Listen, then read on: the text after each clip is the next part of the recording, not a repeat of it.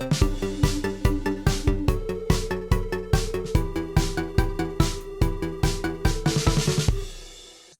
it's fantastic to be back on Nigeria Super Fans Forum once again. This is a platform where, of course, we beam those searchlights on issues regarding African football on this show.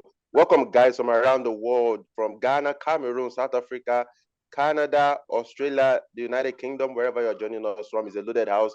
Kyle Gundari and James Agri will be about here, and we'll be discussing a lot of issues today on the show. Guys, you're welcome to the show. Thank you, Femi. It's a pleasure as always. Thank you very much, Femi. Happy to be on today's edition. Okay, lest I forget, my name is Femi. Okay, let's get started on the show, guys. Recently, of course, we have to start from Nigeria. Of course, we are no longer, of course, trying to issues regarding the payment of the Super Falcons, and thank God, we hope that FIFPro are doing a lot of job behind the scene with the NFF. But of course, a player, of course, James, you remember Ngozi Nkobi, who was omitted from that list, is coming out to talk about a lot of very bad treatment that they've received in the hands of the NFF, poor welfare for the team. And it appears that the Super Eagles are the kings when it comes to getting the right welfare for the players. But particularly, she's saying that, or she's alleging that the poor welfare that the girls are receiving from the NFF, it's making teams in Europe not to really respect Nigerian players in the context in which she put it. And he said they see us coming from a poor country where we have nothing and are desperate for anything we can get. Do you agree with that, James? Well, they are the ones who are the one playing the football. They are the ones that see all these things, and so I want to believe that she knows what she's saying. She's a professional footballer. She's been playing in Europe for long now, so she understands the going ons there. So I'm not surprised. We've been saying about this thing for a very long time, and then nothing has changed, So, I mean, all this, they know what goes on. They know. They find they're in Europe, but they know the happenings here. And they hear everything. They read. Just like what's happening now in the World Cup issue that we had, that the former FIFA Secretary General had to come out to say the reason why they're coming up with this idea of paying the player directly before they now had to make kind of more clarification. Everything boils down because of the Super Falcons. Everybody knows about this thing. So, when you keep hearing things like that, something as many as the bonuses, allowances, is always an issue. I mean, what kind of idea you expect the other people to start looking at it? Like this are a bunch of unserious people, and they always want to take advantage, because no matter how talented you are, no matter how talented, every agent, you always want to eat from you. Every club, everybody, once they see that there's a possibility of getting something out of you, I mean, they will do it. That's human nature for you. So, I mean, where you have an NFF that they don't care about the people, they only just for this thing to qualify and for them to go there with their different entourage and milk these players. So, for me, until things change, we will continue to hear sad things like this. Okay, Coyote, very quickly, maybe in 2 minutes before I tackle you on other developing stories regarding poor welfare for players who represent Nigeria. Do you agree with the position of Ngozi Nkobi? I'm not sure she has said anything new. She has not said anything that we don't know. But the thing I like about it is the fact that more and more players are coming out to speak up now. Because for me, what perpetuates injustice is when everybody keeps silent, or when we turn the other eye that, it's none of my business. Then those who do this evil think what they are doing is normal. They normalize it. But when everybody keeps talking about it, Victor has spoken about it, Igalo has spoken about it, Okobi is speaking about it, and a lot of other people are also speaking up. Onumona as well. Yeah, then the evildoer knows that it will not be business as usual. They are forced to sit up or ship out. If they are not going to do the right thing, then they know that they do not have any business being in football in the first place. So for me, that's a positive aspect of it. And I expect to see more players, more sports people get involved, speaking up, talking about this, don't make it like it's we against them, because what has made all of this to perpetuate, like I said, is because there's always been this tendency to divide and rule. When one person speaks up, he or she is often victimized, so everybody's afraid to speak up because, hey, nobody wants to be a scapegoat. But now, how many people are you able to punish? If the whole team speaks up, for example, how many people are you going to drop from the team?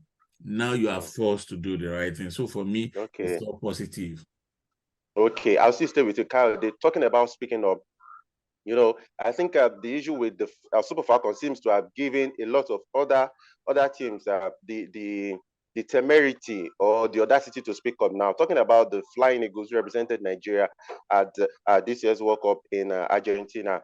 According to former BBC journalist Osasu Obayuna, he said after the expose he did with Onomono, some players in the Flying Eagles reached out to him, and he put it verbatim the way those guys sent the message to him. And I quickly read that. He said in May 2022, the team won the WAFU Under-20 tournament, and he kept on, he went that way. And he said to the AFCON Under-20 proper in Egypt, the NFF secretary sat with players and officials before the tournament and pledged $5,000 to each player if the team qualified for the Under-20 World Cup. He said players and officials received 6 days training tour allowance in Morocco and 10 days in Egypt, despite spending 25 days. They spent 25 days, got paid for only 10 days. Now, he said the team finished third with a bronze medal and qualified for the World Cup in Argentina. The team stayed for 31 days and reached the quarterfinals, but no match bonus was paid, and only 20 days camping allowance out of 31 days. 20 days camping allowance amounts to $2,000. That is $100 per day. He said in Argentina, the players wanted to revolt for the non-payment of the World Cup qualification bonus and allowances, but the NFF General Secretary, that is Mohamed Sanusi, are threatening to blacklist players who engage in such acts. He said at the moment, the NFF owes each Flying Eagles players $5,000 World Cup qualification bonus and 25 days camping allowance. That is 15 days in Egypt and 10 days in Argentina, as well as match bonuses for 3 wins during the Under-20 World Cup. Coyote, how are we like this? This is even football. We're not talking about basketball. The ladies, remember the last time, some of the ladies, the basketball ladies who won the back-to-back Africa Championship, some of them have, out of anger, they've left the national team. Now, we are not talking about handball. We're not talking about athletics. But this is football that so much attention is given to. And yet, Coyote, this is very sad. Femi, I think it's about honor. It's about integrity. It's about the value of one's personality. When you deal with people who do not have honor, people who do not honor their words, who do not agree that their word is their bond, this is what you get. Femi, if you make an agreement with someone, a commitment, especially if it's financial, you say, I am going to give you X amount of money on this day. If for whatever reason life happens to you, you are not able to do it, you should be man enough to say, you know what, I know I owe you. This has happened, but as soon as my circumstances change, I'm going to fulfill my promise to you. That is the gentlemanly thing to do, Femi. But when you are faced with people who do not value themselves, who do not honor their words, who whatever they say to you, that ends where they have said it, even before the ink dries on the paper on which it is written. This is what you get. And this kind of people, Femi, cannot lead you to progress. They are not people who are bound by their words, so they cannot lead you to progress. The earlier we get, I'm partly happy that these things are coming out into the fore. Now people see what that does is we are going to make the process of recruitment much stranger, that people will not just wake up in the bosom of their wives and say, I want to lead Nigerian football, I want to lead athletics, I want to lead basketball. They would become people who have something to genuinely offer. That's what's going to ultimately happen at the end of the way. So this is a process that is hopefully going to lead somewhere. So James, before we cross the border to Ghana, do you Are you surprised? Are you surprised by this revelation, James? Very quickly, in 1 minute. No, I'm not surprised. I mean, this thing has been on for a very long time. Even the Atlanta 96 team that won the gold, they too, some of them will still come out and tell you tales. So it's not something that's surprising. It's Nigeria. We know ourselves. We know how things are done here. No matter how you try to fight these things, you still have people who just want to be there to just loot things. They don't care about the development of the team. The Super Falcons are celebrating them now because of the present performance they give out. I'm telling you, most of these guys in the NFF, I mean, their prayer was just for the team to fail. Just imagine such thoughts. So I mean, this is going to continue for a long time as long as we continue to have this kind of set of people in the national team. Okay. Now let's talk about Ghana. Of course, that crucial final group AFCON qualifier for the 2023 edition. Of course, the Central African Republic, they've begun preparation for that for that game. And of course, coach Raul Savo, coach of the Central African Republic, has called up 18 players, local players, of course, because the larger bulk of the team, national team in Central African Republic, is made of local players. So they've begun preparation, and they said it's going to take weeks. They are going to perfect all their tactics for weeks before the few foreign players will join. James, is this some form of advantage for the Black Stars? Because we know that, of course, Chris Hughton wouldn't have access to his players, particularly the foreign-based, at least for 2 weeks before the game. And it's 23 days before the game, officially 23 days from today, 23 days to that game. Well, that to me, that's not really an advantage. If you're going to lose, you're going to lose. We've seen teams who prepare very well for tournament. We've seen teams who got first, and they were the first team to leave the tournament. I think Saudi Arabia, they were the first team to arrive at the last World Cup, and they were among the first to exit. So come on, James, don't open old wounds. No, it's not about that. I mean, it's what happened on that very day. That's what counts. Fine, it's good that they've started preparation, but they know how crucial the game is. They need the outright win, while the Black Stars need just a point, and anything can happen. I remember when the Super Eagles played against Cape Verde in Teslim Balogun, we almost lost that game. That's why the fact that we're playing at home, we almost lost that game. So that game is going to be very, very dicey for the Black Stars. The just like what you said, Central African Republic, the bulk of their players, they play at home, so it's easy to gather them, before the few foreign-based ones join them, But I still give it to the Black Stars. I believe they have what it takes to come out top. I mean, they have seen them in crucial games. I've seen them in crucial games. Sorry, James. Sorry to cut you. Don't you think that having amassed 8 points rather, and just a point behind the Black Stars, even with these local players, it means they are a major threat. So I think they're preparing ahead of time, perfecting their plans will be some form of advantage to Ghana, to Chris Hughton, who might even have access to some players, some key players, perhaps even a week to the game. The thing is, just like what I said, you want to say advantage to Central African Republic. I mean, any team that has most of their players playing at home, I mean, that it's so easy to gather them and they start preparation on time. Most of the Black Stars players are coming from Europe, so I think they will get to camp like maybe a week before the game. And these guys, they've been playing together, so I don't see that as a major advantage to Central African Republic. They are going away. I know they're going to give it their all. They're going to give over 100%. But I tell you, I still stick. The good thing is the Black Stars, they are just a win or a draw. I mean, I don't want to believe that with this opportunity they're going to throw it away. I don't want to believe that. Okay, all right. Okay, Kayode, let's talk about Chris Hughton now. Over the weekend, he was in France to watch Clermont Foot play in their defeat. And of course, he watched Alidou Seydou and this a French-born striker. I'm talking about Craig Jonquier.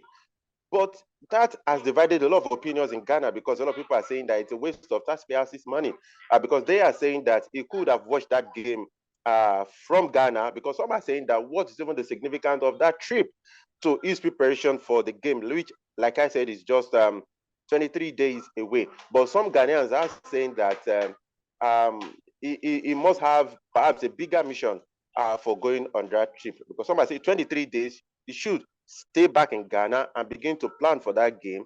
Then if you want to scout any players, it should be after the game, maybe in the long run, preparation for the AFCON. I think that's a very, very narrow way of seeing things, and it's from a less informed perspective. When he goes to watch games played by players of the Black Stars in their respective clubs or prospective players, it goes beyond just the 90 minutes that we watch on TV. It goes to build a relationship with the club. He goes to build a bridge with the club so that he eases the path of the player in subsequent national team invitation. And see, the truth of the matter is, no matter how much you speak on the phone, there's nothing like a face-to-face sit down with the manager of the club, so that there are things we do not see on TV that the manager will be able to tell him about this player, his strength, because the club coach sees these players every day, much more than the national team coaches. So the club coach is able to tell him, oh, these are his strengths, these are where he needs to work on, this is where I think he will be best deployed. Of course, somebody will tell you that all of those things are things you can ask for on the phone, but hey, how many people will you pick your phone from Ghana or wherever and call up and they will be able to tell you this? But when you go, you build this personal touch with the club, and everything about the player becomes, the player's even status is even enhanced at the club. If his national team coach could come all the way from Accra to come watch him play, it gives the players some.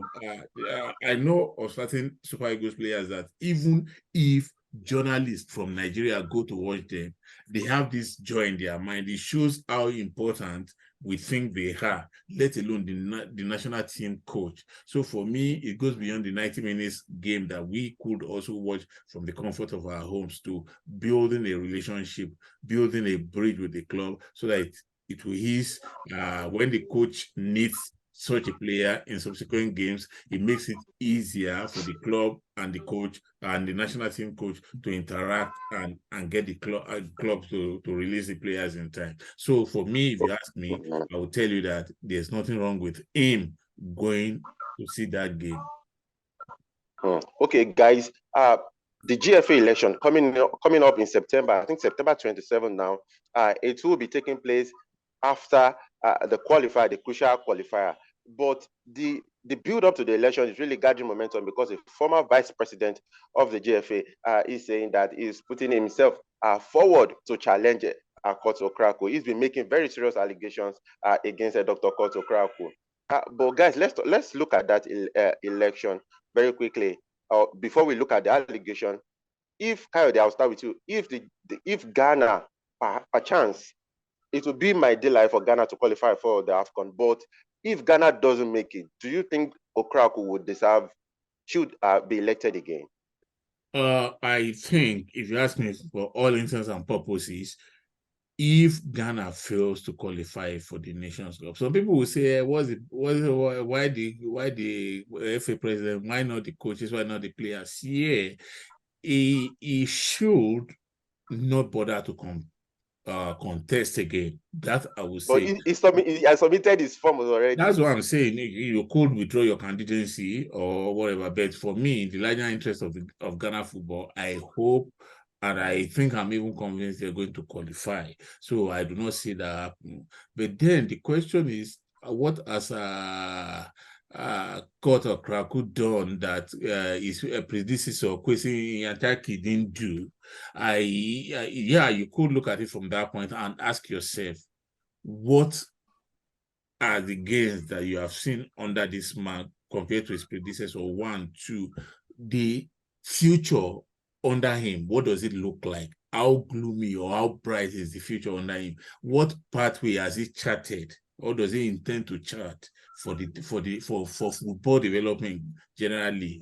Those are the hard questions we should be asking. For me, it even goes beyond qualifying or not qualifying. He could not qualify, the team might not qualify, but if you are sure that under him, we are sure that, oh, this is the path to the future, we could say, you know what, let us stick with this guy because he seems to know what he's doing. But even if the team qualifies for 1,000 competitions and they do not have a pathway to the future, then I think it doesn't make any sense to keep electing people like that. Why don't you give way to other people who have a clear vision of where they think the Ghana football should be and how they intend to get there. So for me, it goes beyond just qualifying. If we inch is contesting again on whether they qualify for the AFCON, that's taking a very, very narrow view of the whole thing. It goes beyond that. It's a whole gamut that we should look at. What does the future say under him? What has the past 4 years said about him? So those are the indices the metrics that we use in measuring whether he should deserve a second term in office or not. Okay, James, this the former GFA Vice President George Afriyie is the one is looking like is going to be a leading candidate to really take Dr. Kurt Okraku, perhaps even to the wire as far as that election is concerned. But he's been making some serious allegations. He said Okraku has been amassing wealth for himself, and he made mention of some GFA officials who went with the Black Stars to the last World Cup in Qatar, earning as much as $100,000. Remember, we talked about that story here. And he's saying that is when there are more than enough to do with money in the GFA. Why would some persons, individuals, get as much as that? And he also accused Okraku of amassing wealth for Dream FC. I don't know where he got that from, but these are allegations that perhaps, being someone who has been there, he could have evidence to prove some of these things. But if you look at it critically, some of these allegations are tenable, because why would people who just escorted, so to say, the Black Stars to the World Cup and got as much as $100,000? Yeah, Femi, whenever someone wants to get into a position, I mean, you do everything possible to, to help your cause. All this is just like what you said, the allegations, and they don't have the evidence, concrete evidence to. Before we've been hearing issue talks. Remember the entourage that went to the last World Cup. I tell you, the people here they accusing, they will come out and defend themselves. I mean, so it's going to be their word against his own word and back and forth like that. So for me, he's just trying to help his cause to get into power. It's normal. When election period, you hear things, counter attacks and everything like that. So to me, that's just all is right. Really counter attack. Yeah, I like that. So for me, it's part of the game, and if you can prove everything, if you come up with concrete evidence that why the current head should not remain in power, so for me, it's going to be an interesting one. When it comes to football election, it's like you want to liken it to the presidential election in the country. It's always hot, So look forward to a very interesting one, and hopefully, if it is good enough, I mean, if he gets the nod to enter, I mean, we'll see whether all these things that you have been accusing the current board, whether he will be able to come out and change everything. Let's just hope everything turns out fine, So that's just it. Okay, if not for time, I would have loved us to talk about the response of Samuel Eto's lawyer to the allegation made by some stakeholders in Cameroon football to CAF, but Elame Boni Privat, he has come out to say that to even accuse the CAF of being hasty in his conclusion. He said, and I could say, this hasty position of the CAF is all the more surprising since it already mentioned serious allegations at first sight. Even to Mr. Eto's son has not been notified. Mr. Eto's has not been notified of any of the charges against him. So we are watching to see what CAF is going to do about it, because they said, of course, the judicial panel somewhat has been set up to look at the allegations that have been made by stakeholders football stakeholders in Cameroon. Unfortunately, time is not on our side. We'll have loved to talk more about a lot of things regarding football on the continent. Guys, I can't thank you enough for coming on the show today. Kado Gundari and James Agredi, thank you for coming through on the show. Thank you for me. Always a pleasure for me. Thank you very much. All right. Okay. So to our fans around the world, We do not take your support lightly at all. Thank you so much for sticking with Naija Super Fans Forum. Please, if there is any suggestions that you have, please put this in the comment section. If you do not get our videos as soon as they drop, please click on that notification button, and of course, you get the alert as soon as our videos drop. So we are keeping tabs on the preparation of the Black Stars for that crucial game against Central African Republic. Like we told you, see how they've begun preparation. The players are in camp. They're already in the second week of preparation. So I think the Black Stars just need to get this done and sorted so that we can see them in Cote d'Ivoire next year. So until we see you later in the week, I remain Asholu Olufemi. Bye for now.